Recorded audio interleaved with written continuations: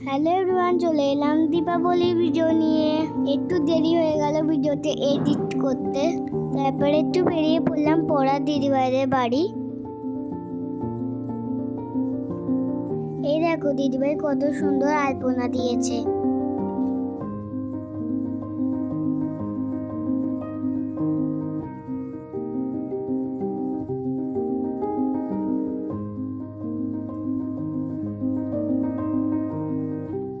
চিনতে পারছো আমাদের গপু সোনাকে? দীপাবলির দিন আমাদের বাড়িতে লক্ষ্মী পুজো করা হয় আর অলক্ষ্মী বিদায় করা হয়। এখানে উমা পুজোর জন্য সব রেডি করছে। পুজোতে আমাদের এইভাবে সব তৈরি করতে হয়। ইভিনিং এ ঠাকুরমশাই চলে এলেন পুজো করতে।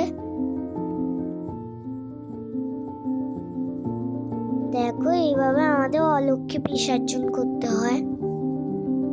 তারপর আবার চলে এলাম ঠাকুর ঘরে।